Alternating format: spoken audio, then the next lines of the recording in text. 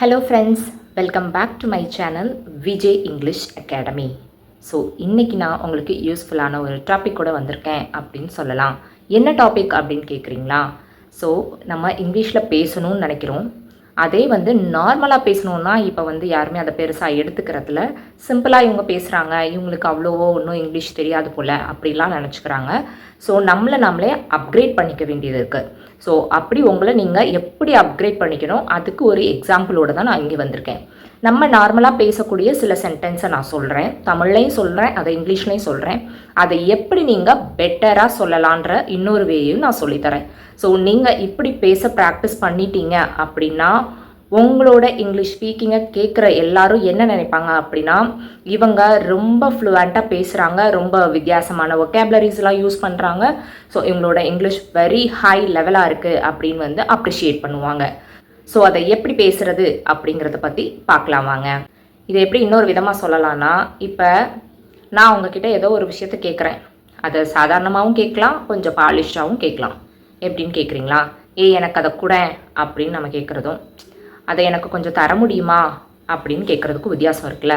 So கொஞ்சம் ஃபார்மலாக உங்களோட இங்கிலீஷை நீங்கள் மாற்றிக்கிட்டீங்க அப்படின்னாலே நீங்கள் ரொம்ப ப்ரொஃபஷனலாக தெரிவிங்க. இன்னொன்று உங்கள் மேலே இருக்கிற அந்த வேல்யூங்கிறது இன்க்ரீஸ் ஆகிக்கிட்டே இருக்கும்.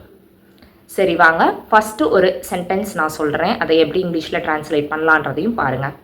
இப்போ நான் ஒரு வேலை பார்த்துட்ருக்கேன், நான் உங்ககிட்ட ஒரு ஹெல்ப் கேட்குறேன். அப்போ நான் என்ன சொல்லுவேன்? Please help me in this task அப்படின்னு நான் கேட்குறேன். ஸோ இதில் எனக்கு கொஞ்சம் நீ உதவி பண்ண முடியுமா அப்படின்னு நான் கேட்குறேன். இந்த please help me in this task அப்படின்றது நார்மலாக நம்ம யூஸ் பண்ணக்கூடிய ஒரு சென்டென்ஸ். இதையே நீங்கள் எப்படி அட்வான்ஸ்டாக மாற்றலாம் அப்படின்னு சொல்லவா? I would be immensely grateful if you could lend me your hand with this task. So அந்த ஒரே சென்டென்ஸை தாங்க இப்போ நான் இவ்வளோ பெருசாக சொன்னேன். என்னது இந்த 3 வார்த்தைக்கு இவ்வளோ பெருசாக? ஹெல்ப் மீ அப்படின்னு சொன்னால் முடிஞ்சு போச்சு. அதுக்கு ஏன் இவ்வளோ லென்த்தியான டைலாக் பேசுகிற? உள்ளே ஏதாவது மிக்ஸ் பண்ணியிருக்கியா? அந்த மாதிரி விவேக் கேட்குற மாதிரி தான். ஸோ நம்ம நார்மலாக பேசினா இந்த உலகம் நம்மளை உத்து பார்க்காது, திரும்பி பார்க்காது.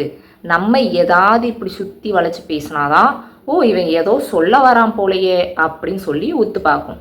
ரெண்டுத்துக்கும் அர்த்தம் ஒன்று தான். ஆனால் என்ன பண்ணுறது, நம்ம வீட்டில் நார்மலாக இருக்கும்போது நைட்டி போட்டுட்ருக்கோம், அதே வெளியில் போகிறோங்கிறப்ப கொஞ்சம் கிராண்டாக கிளம்பும்ல, அந்த மாதிரி தான் நம்ம எப்படி ப்ரெசன்ட் பண்ணிக்கிறோம் அப்படிங்கிறதுல தான் உங்களோட இங்கிலீஷ் ஃப்ளூவன்சியை மற்றவங்களுக்கு ப்ரூவ் பண்ண முடியும். ஸோ அதுக்காக தான் இவ்வளோ லென்த்தியான சென்டென்ஸை நீங்கள் பேசுகிறதா இருக்கும். ஸோ இதுக்கும் அதுக்கும் அர்த்தம் ஒன்று தான். என்ன கொஞ்சம் பொலைட்டாக இது கேட்குற மாதிரி இருக்கும். நீ எனக்கு உதவி செஞ்சேன்னா நான் உனக்கு ரொம்ப நன்றி உள்ளவளாக இருப்பேன் அப்படின்னு சொல்கிற மாதிரி இருக்குது நான் செகண்டாக சொன்ன சென்டென்ஸ். ஆனால் ஃபஸ்ட்டு சென்டென்ஸ்க்கும் செகண்ட் சென்டென்ஸ்க்கும் அர்த்தம் ஒன்று தான். அடுத்தது பார்க்கலாமா? ஒரு நிமிஷம் நான் உங்ககிட்ட பேசலாமா அப்படின்னு நீங்கள் போய் இன்னொருத்தவன்ட்ட கேட்குறீங்கன்னா நார்மலாக எப்படி கேட்பீங்க? Excuse me, may I talk to you, இல்லைனா can I talk to you, அந்த மாதிரி தானே கேட்பீங்க. இப்படி கேட்காம இன்னொரு விதமாகவும் கேட்கலாம். என்னன்னு கேட்குறீங்களா? Pardon my intrusion, may I have a word with you. பார்த்தீங்களா? ஸோ ஃபஸ்ட்டு நான் சொன்னதுக்கும் இப்போ நான் சொல்கிறதுக்கும் நிறையா வேர்ட்ஸை சேஞ்ச் பண்ணியிருக்கேன்ல. இந்த மாதிரி பேசுங்க. இதை தான் மற்றவங்களும் உங்ககிட்டேருந்து எதிர்பார்க்குறாங்க.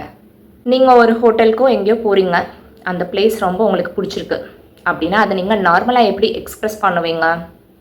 This place feels peaceful and refreshing இப்படி நீங்கள் சொல்லலாம். இது நார்மலாக நமக்கு சொல்லக்கூடியது. இதுக்கு பதிலாக the ambience here is remarkably serene and rejuvenating. அங்கே சொன்ன அதே மாதிரியான வார்த்தைங்க தான் ரெஃப்ரெஷிங், பீஸ்ஃபுல். அதுக்கு பதிலாக தான் இந்த வார்த்தைகளை நான் இங்கே யூஸ் பண்ணியிருக்கேன். அவள் பேசுகிறது ரொம்ப கிளியராகவும் அவள் ரொம்ப கான்ஃபிடென்ட்டாகவும் பேசுகிறா. இதை எப்படி நீங்கள் இங்கிலீஷில் சொல்லுவீங்க? She speaks clearly and confidently. இப்படி தானே சொல்வீங்க. இது நார்மல் இங்கிலீஷ். இது வேறு விதமாக எப்படி சொல்லலாம்? She articulates her thoughts with exceptional clarity and pause. இப்படி சொல்லலாம். சில பேர் கஷ்டமான நேரங்களில் கூட தொடர்ந்து உழைச்சிட்டே இருப்பாங்க. அவங்களோட இதை அவங்க விட்டு கொடுக்கவே மாட்டாங்க இல்லையா? ஸோ அதை பற்றி நீங்கள் பேச போகிறீங்க அப்படின்னா, அப்படி ஒரு பர்சனை பற்றி நீங்கள் பேச போகிறீங்கன்னா அதை இங்கிலீஷில் எப்படி சொல்வீங்க? He stayed strong and kept trying even in tough times. இப்படி நீங்கள் நார்மலாக சொல்லுவீங்க. இதே வேறு விதமாக, despite the adversity, he remains resolute in his pursuit of excellence. So இந்த இடத்துல நான் நிறையா வார்த்தையை யூஸ் பண்ணியிருக்கேன்ல, இந்த வார்த்தையெல்லாம் நீங்கள் பேசும்போது யூஸ் பண்ணுங்கள். இதோட மீனிங் என்னன்னு தெரிஞ்சுக்கோங்க.